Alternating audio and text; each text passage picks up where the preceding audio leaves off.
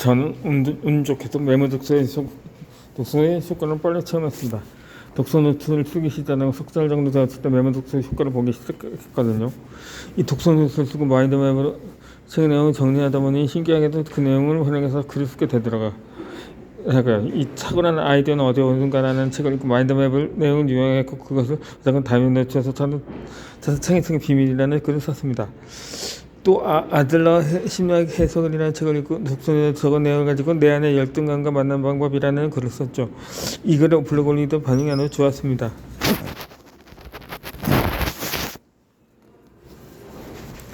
지금 메모 독서 때문에 생각을 하면서 책을 읽게 됐고 독서는 그의 마인드맵을 정리한 것처럼 느끼는 의견에 내용이 더욱 좋아졌습니다. 메모 독서를 한번 보나마나 느끼지 않을 수 없습니다. 메모 독서의 효과를 체험하는 것부터 더 열심히 메모 독서를 하게 되었습니다. 저는 그 속에서 통해서 메모 독서의 효과를 체험했습니다. 그 활동은 사람마다 다를 수 있습니다. 각자 하는 일에 따라서 기획서 작성할 수도 있고 강의들에는 유튜브 영상 제작을 더 할 수도 있을 것입니다. 소개팅에 나가 메모 독서를 통해서 기억해둔 적은 대화에 써먹을 수도 있겠죠. 소개팅 상대에게 책임있는 사람이라는 존인성을 남기다면 메모 독서의 효과는 참는 것 아닐까요? 이 중요한 것은 메모 독서를 통해 선천문을 만들고 메모 독서 덕분에 선천문의 품질이 향상되는 것을 확인하는 것입니다. 어떠한 결과로 이어지지 않고 맹목적으로 하는 메모 독서는 오래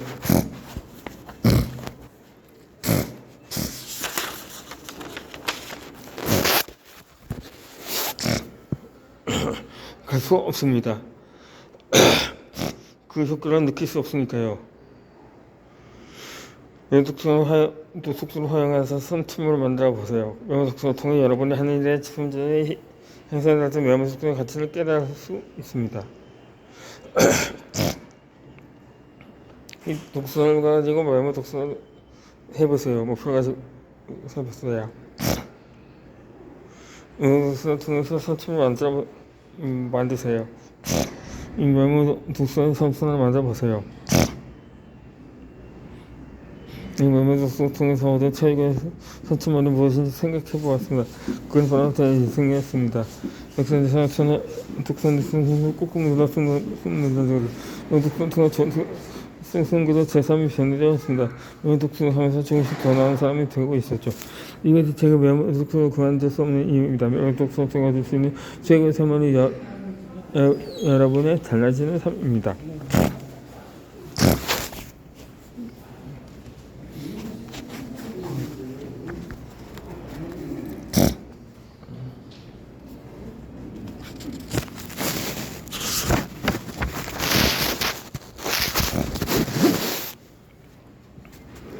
메모 독서 습관 만들기입니다. 첫 번째는 독서 습관 목표를 세웁니다. 올해 개인 독서 목표를 적어봅시다. 읽은 책권수를 목표로 정해두었고 책 읽는 시간의 목표를 정해두었습니다. 이때 너무 무리하게 목표를 잡아서는 안 됩니다. 노력하면 달성 가능한 정도 목표를 잡아주세요.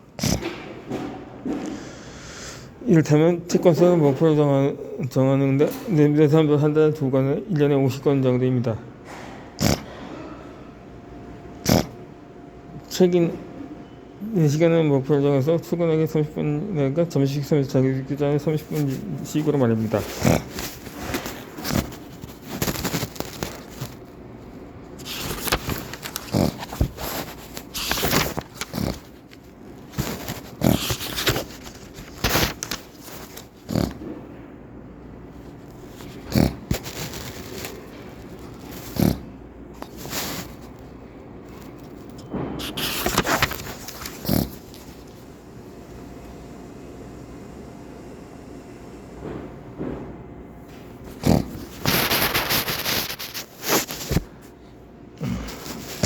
두 번째 키워드는 선정입니다.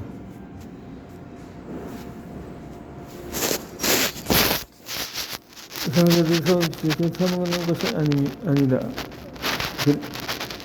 그들의 연결을 활동을 도와주기 위해 비즈니스가 존재하는 것이다. 사회적 연결을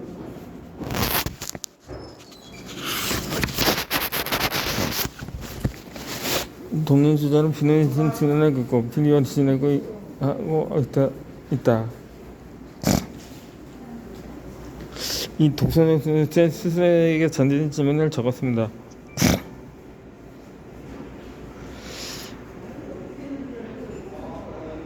이제 오가닉 마케팅에서 독서노트 구전입니다.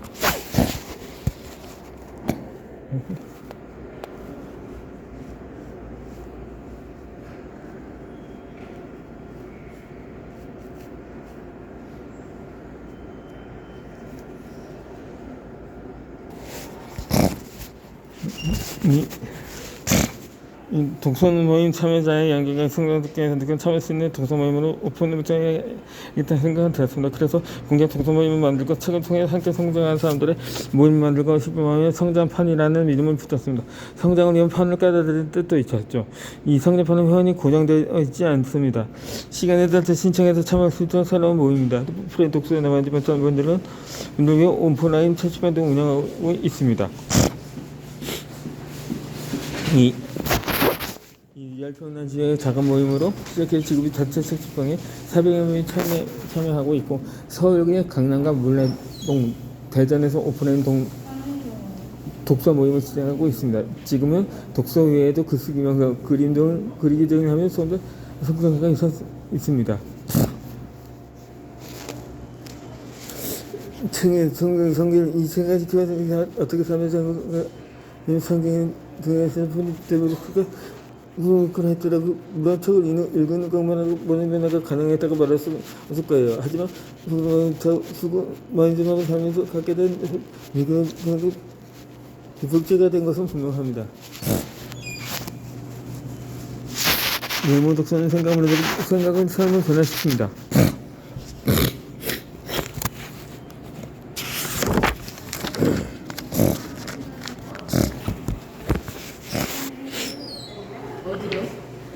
책에서 스승을 만납니다.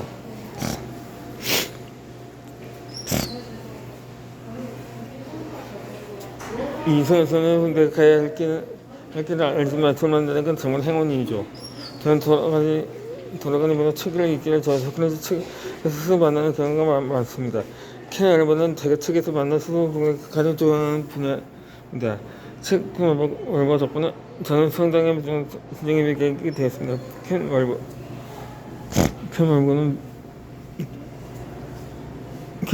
월버는 묵경기에서 나라는 전선 본주는 손꼽기라고 표현하더라. 나는 이러저러한 사람이라고 말하기 위해서는 반드시 어떤 작업을 먼저 해야 합니다. 멈추게 있는 내적 경험 세계 일종의 정신의 선을 긋는 것이죠. 그 다음에 선을 만드는 경계에 안정적인 있는 것을 나라고 부릅니다. 저는 그 경계 밖에 있는 모든 것은 내가 아닌 것으로 느낍니다. 예를 들어 나는 잘생겼다고 생각하는 사람은 잘생겼고 못생긴 사이에 정신의 선을 긋고 있는 잘생겼게 불리한 것이다. 나는 똑똑하다고 생각하는 사람은 머리 좀 나쁜 사이에 선을 그는 것입니다. 나라는 사람의 정체성은 전적으로 그 기억 어디에 있고 그 눈에 달려 있습니다.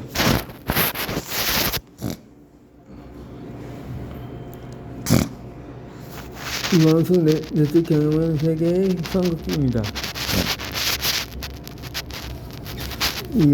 그런데 이러한 선긋기는 종종 갈등을 일으킵니다. 경계의 안쪽과 자신의 동일시하는 사람이 적극적인 존재한 것을 적중해야 하기 때문입니다. 그래서 이렇게 켄 월버는 무경계에서 언급했습니다. 경계선은 전체적인 전선이기도 하다. 하나의 경계선은 두 개의 대립되는 용도, 전투 가능성의 기준을 만들어낸다. 자신의 영혼의 경계선.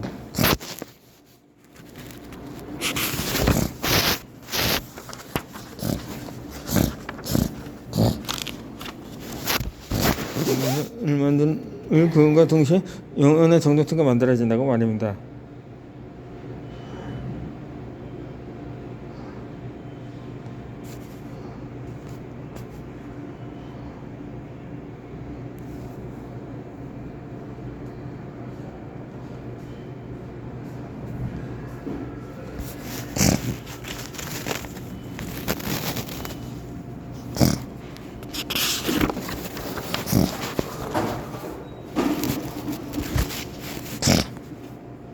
이 독서는 정의 성사가 확장하는 최고의 방법입니다. 성경에 의해서는 자의 경계를 확보하는 행동인 것을 확인했습니다. 그러면 내가 내게는 어떻게 확인할 수 있을까? 확인하는 순간은 현재 내가 어떤 믿음을 갖고 있는지 살펴보는 것입니다. 나는 운동을 못한다. 나는 말하기 능력이 부족하다. 나는 글을 못 쓴다. 나는 있을 수 부족하다. 나는 부자가 되지 못할 것이 많은 등의 말입니다.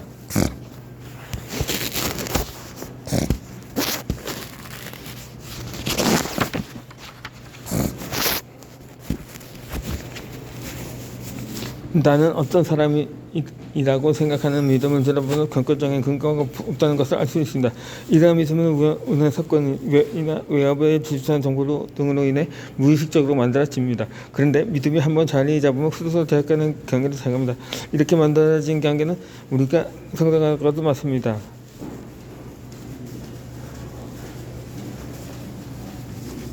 이처럼 저는 발표 불안이 아주 심했습니다.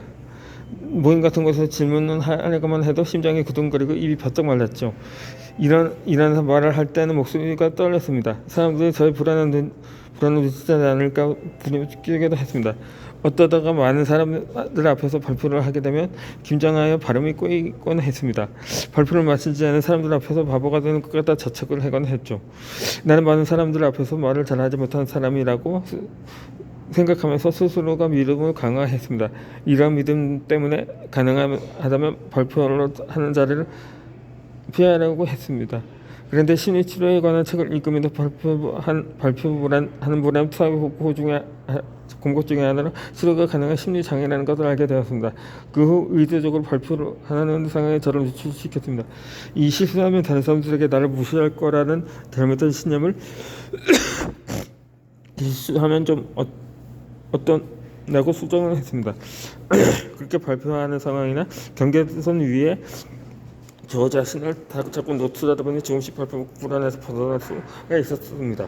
2016년에는 세바시라고 세상을 바꾸는 시간 15분에 이런 프레이에 나가서 600여 명의 청년 앞에서 떨어져서 무사히 강연을 마칠 수가 있었습니다.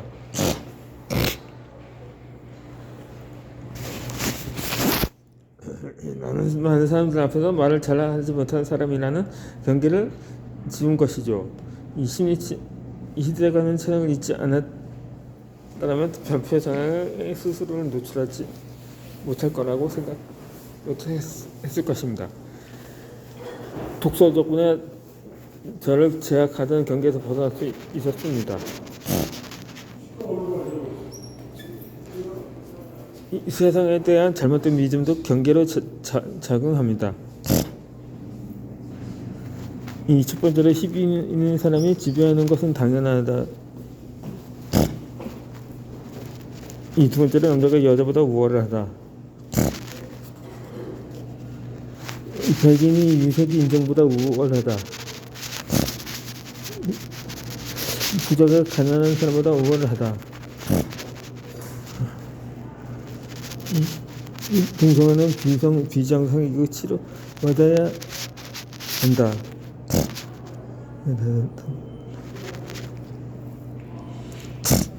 여섯 번째로 돈이 유일한 가치 척도라고 말입니다.